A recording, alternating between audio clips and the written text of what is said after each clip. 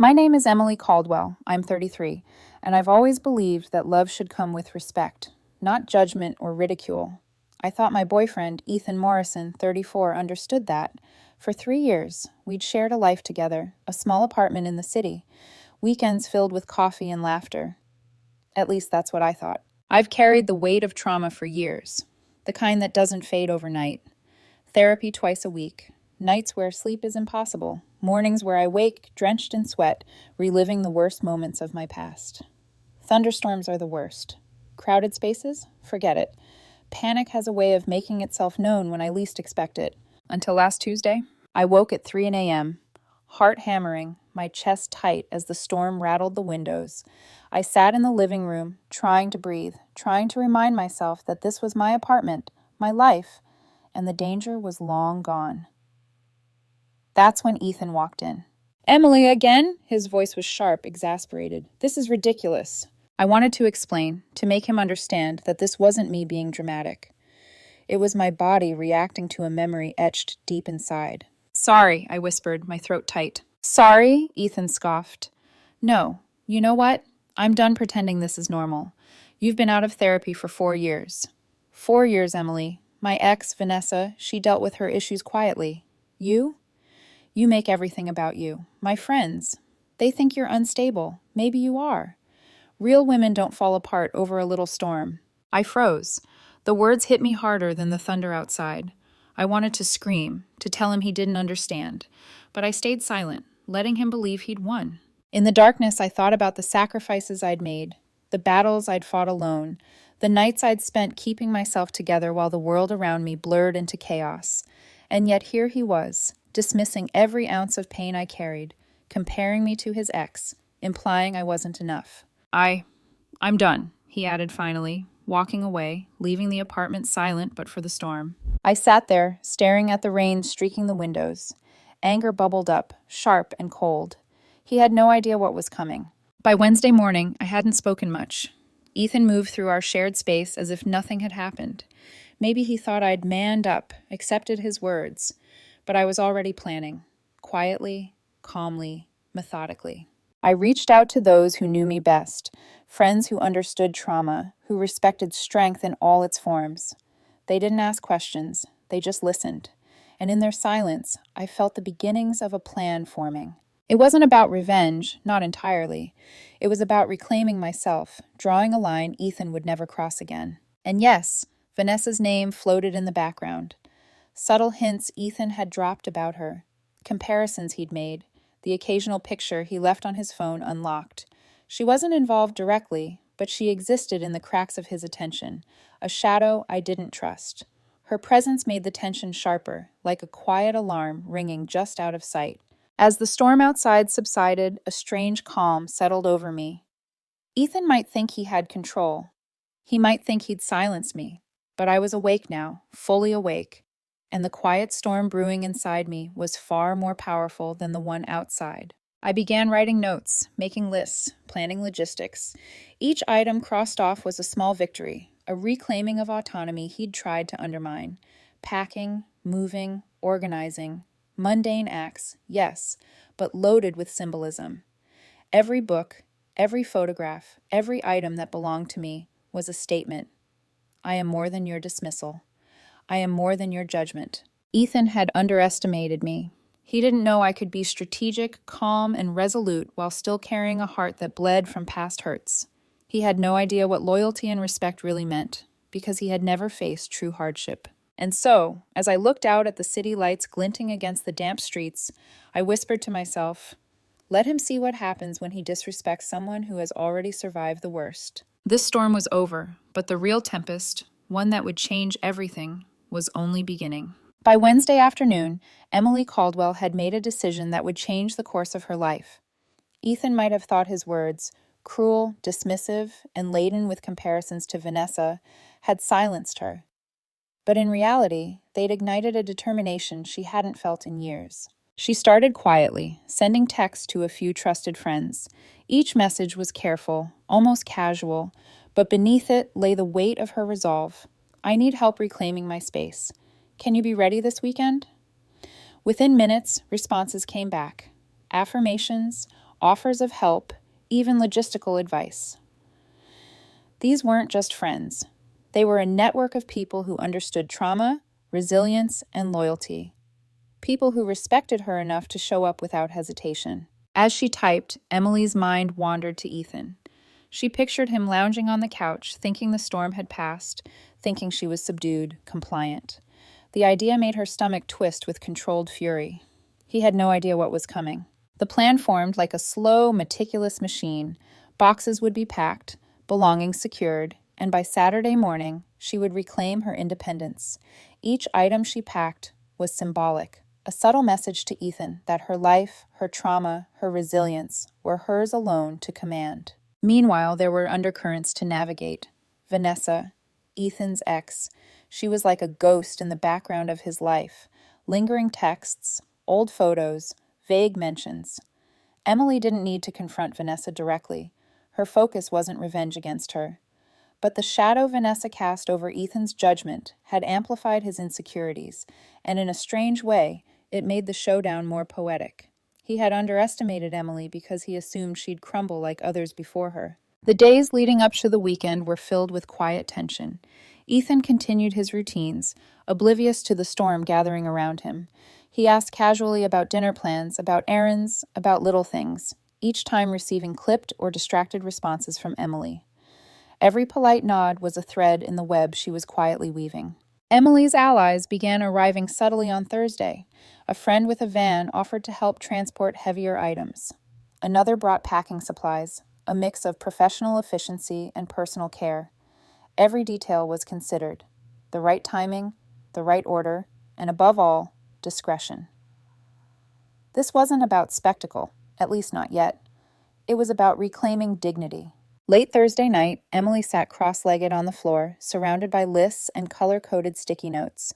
Her mind replayed the moments of Ethan's cruelty, the comparisons to Vanessa, the dismissive tone, the way he had laughed at her panic. Anger and clarity intertwined. She realized that he had not only disrespected her, he had underestimated her strength. In the quiet of that night, Emily allowed herself a small, private smile. She imagined Saturday morning, the look on Ethan's face when he realized the illusion of control was gone. The careful, quiet calm of her friends moving through the apartment, packing and organizing, while he struggled to process the chaos. She pictured her dignity intact, standing tall while he floundered in disbelief. The strategy was as much psychological as logistical. Each ally would play a subtle role, some packing, some providing moral support, some simply existing as witnesses to Ethan's misjudgment. Emily understood the power of solidarity. People who understood her value could amplify it in ways she alone could not. And so she waited. She spent Friday making minor preparations, clearing personal documents, organizing her belongings, and checking in quietly with her support network. Each interaction reinforced a central truth.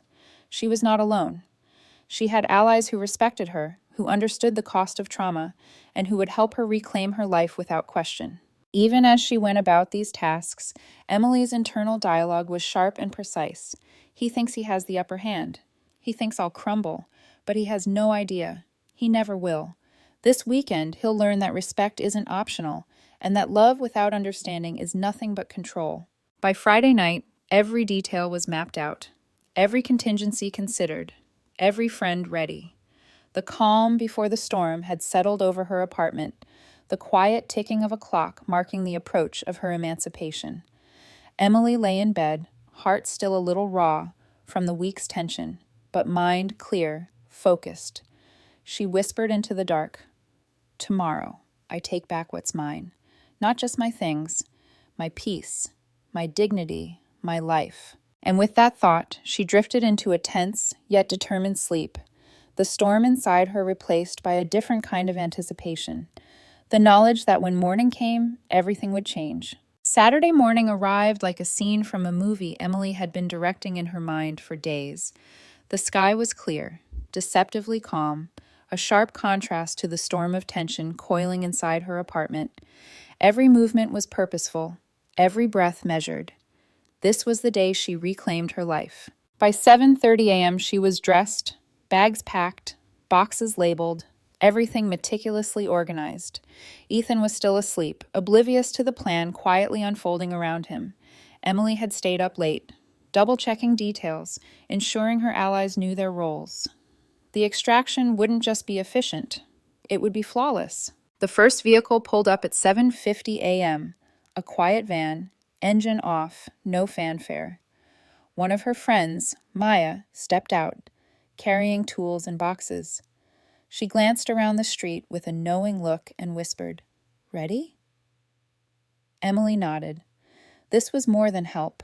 It was solidarity, support, respect. Soon after, a second car arrived, then a third. By 7:55, 8 vehicles lined the street, quiet engines and confident occupants. Emily's heart raced not from fear, but anticipation. Every passing moment brought the inevitability closer. Ethan would witness what he had underestimated, and there was no turning back. At 8:00 a.m., the doorbell rang. Ethan stumbled out of the bedroom, hair tousled, confusion etched across his face. Who's here?" he stammered. Emily opened the door. Standing there was Marcus Reynolds, a former colleague and mentor who had guided her through difficult times, wearing a calm but authoritative expression. Behind him, a dozen others, friends, supporters, and allies who had experienced their own battles, some with visible scars, some carrying invisible ones, waited. They didn't speak at first, letting the silence amplify the weight of their presence. "Good morning, Ethan," Marcus said, voice steady and clear. "We're here for the extraction." Ethan blinked. "Extraction? You mean—" Emily stepped forward, calm but resolute. "Yes, Ethan, I'm leaving, and I have people helping me." The realization hit him like a thunderclap. He looked past her to the group, their expressions firm but not hostile, and his face drained of color. He stammered, You can't," Marcus continued, unflinching. "Respect is not optional.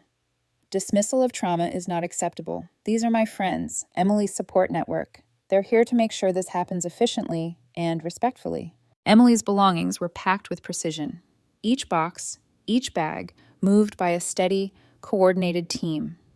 Ethan tried to intervene, his voice rising, but each time a friend subtly positioned themselves to maintain a boundary. Calm, efficient, unyielding. He was powerless in the face of her preparedness and the quiet authority of her allies. Marcus picked up a small box Emily had kept hidden, her journal, personal documents, mementos from her past. "This belongs to her," he said gently but firmly. Ethan opened his mouth, but no words came. He realized that the things he had ignored, dismissed, and ridiculed were being treated with care by people who understood their value. By 9:15 a.m., the extraction was complete. Emily's apartment was empty of her presence, every item moved or packed. The process had been quiet, organized, and almost ceremonious.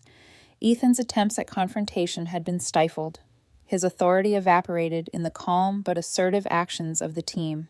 Emily stepped back, watching the final boxes being loaded into the vehicles. For a moment, she allowed herself a small, private smile. The city around her continued as usual, oblivious to the quiet revolution that had just occurred. She had reclaimed her space, her dignity, and her autonomy.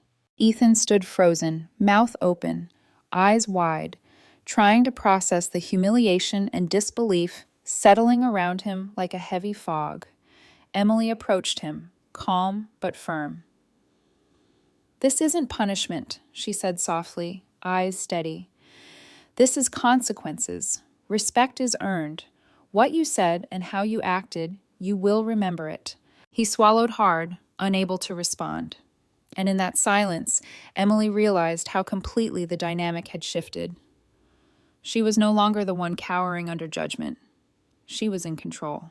As the convoy of cars pulled out, Emily rode in the lead van, a strange mix of relief and triumph washing over her. The extraction wasn't just about leaving an apartment, it was about reclaiming a life that had been diminished, overlooked, and disrespected. And she had done it with clarity, strength, and support. Her heart, once tight with anxiety and fear, began to uncoil. The storm had passed. But the echoes of what had happened and the repercussions for Ethan were only beginning to ripple outward. By Saturday afternoon, the extraction was complete, and Emily's life had officially shifted. Her apartment was empty, boxes loaded, and Ethan was left standing in the silence of what had once been his assumed control. The street was quiet now, neighbors curious but restrained, witnessing only the subtle echoes of a life reclaimed. Ethan's disbelief turned quickly to panic. He tried to speak, to argue, to reclaim some fragment of authority, but the presence of Emily's allies, steadfast, organized, unyielding, made his protests meaningless. Marcus, calm and precise, stepped in to assert the boundary Ethan had so arrogantly ignored. "This isn't a confrontation about possessions," Marcus said, voice firm, deliberate. "It's about respect. You dismissed her trauma, belittled her struggles, and compared her to someone else. That behavior has consequences." Emily watched silently, heart steady. She didn't need to yell, didn't need to beg for understanding. Her dignity spoke louder than any argument. Ethan's father, Jim Morrison, soon arrived, a Vietnam veteran, decorated and disciplined. He approached with a presence that demanded attention, eyes scanning the scene, taking in the assembled allies and his daughter's reclaimed space. "Dad?" Ethan's voice wavered, vulnerable for the first time. Jim ignored him. Instead, he turned to Emily, offering a crisp salute. "I apologize for my daughter's behavior," he said, addressing Marcus and the group. "Her disrespect toward you, Emily, and toward everyone here who values courage is unacceptable. You have my support." Ethan opened his mouth, but words failed him. His humiliation was complete, a stark mirror reflecting his own failures and arrogance. Vanessa appeared in this moment, lingering at the edge of the scene. She had come, no doubt, to intervene or perhaps to comfort Ethan, but the display of loyalty and respect toward Emily left her frozen. Her attempts at influence were neutralized by the undeniable support Emily had assembled and by the moral authority of Jim's presence. Neighbors had gathered, drawn by the quiet drama unfolding on the street. Each observer bore witness to the consequences of dismissing trauma, to the power of solidarity, and to the unyielding dignity of a woman taking her life back. Emily's friends began subtle but pointed actions, packing the last of her belongings, guiding the process with quiet precision. Every movement, every gesture communicated a simple truth. Emily was valued, respected, and in control. A small, symbolic confrontation took place when Ethan tried to question a box of personal mementos, journals, awards, photographs of struggles overcome.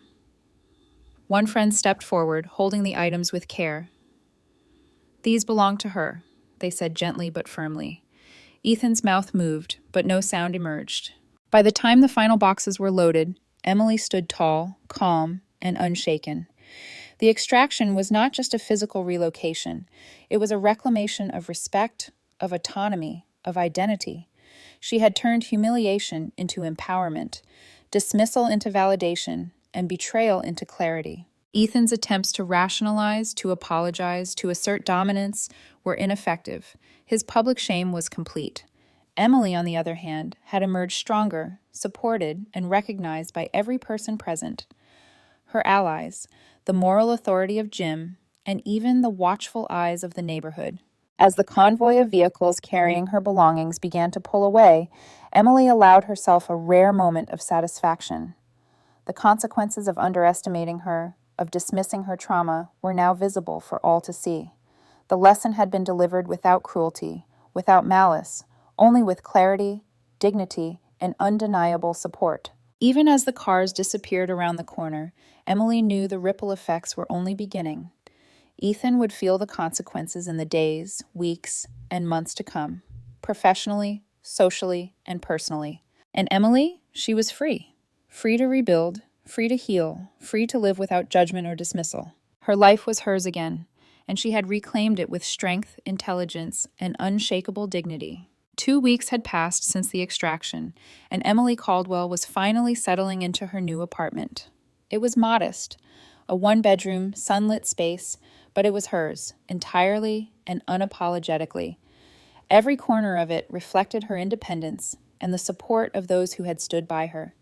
Friends had helped move furniture, install curtains, and even set up small comforts like a new coffee station. It wasn't just about objects, it was about reclaiming a life she had almost lost to someone else's dismissal. As she unpacked the last box, Emily thought about the journey that had brought her here, the fear, the the humiliation, the quiet anger that had built inside her, all of it had been transformed into something tangible: strength. The storm that had triggered her PTSD that night was nothing compared to the calm she now felt in knowing she had taken control of her life. Messages and calls from Ethan had continued, a mix of apologies, confusion, and desperate attempts to reach her. Emily ignored them. Every boundary she had set remained intact. She was no longer the person who tolerated belittlement or dismissiveness. She was someone who understood her worth, and anyone who didn't respect that was no longer part of her life. Even Ethan's ex, Vanessa, tried to appear on the periphery, but her presence no longer mattered. Emily had outgrown the drama, the comparisons, and the shadows of someone else's past. Her life was her own. The emotional victories were quiet but profound. Her friends checked in, offering support not out of obligation, but out of genuine care. Each visit, each message reinforced that her network was strong, loyal, and unwavering. For Emily, that support was the most important part. It reminded her that dignity and respect were not just ideals, but realities she could demand and receive. Emily also began to process her trauma more freely. Without the constant invalidation she had endured, night terrors became less frequent. Sleep came easier, mornings less heavy. Therapy continued, but now it felt like a tool for growth rather than a lifeline, desperately clutched in isolation.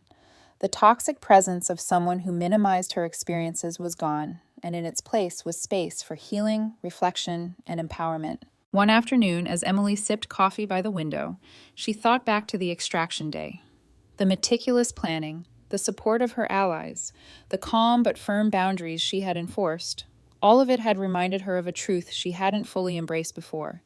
She was never alone. She had people who would stand with her, who understood her struggles, and who respected her enough to act. That realization was worth more than any material possession she had reclaimed. In the quiet moments, Emily also reflected on lessons learned. Respect is earned, yes, but it is also demanded. Gently, firmly, and without apology. Boundaries are not optional. They are essential. And trauma, while it leaves scars, does not diminish strength or value. As the day turned to evening, Emily received a message from Marcus. "Dinner Friday? Celebrate the new chapter." She smiled. For the first time in months, she felt genuinely at peace. She knew that her life would continue to be a series of challenges, but she also knew she had the tools, the support, and the courage to face them. Looking out at the city skyline from her window, Emily whispered to herself, "I survived. I reclaimed. I am free." And in that freedom, she finally allowed herself to dream again, about a life defined not by fear, by dismissal, or by someone else's judgment, but by her own choices, her own strength, and the unwavering respect of those who truly mattered. The storm had passed. The real sunshine, calm, steady, and radiant, was hers to embrace.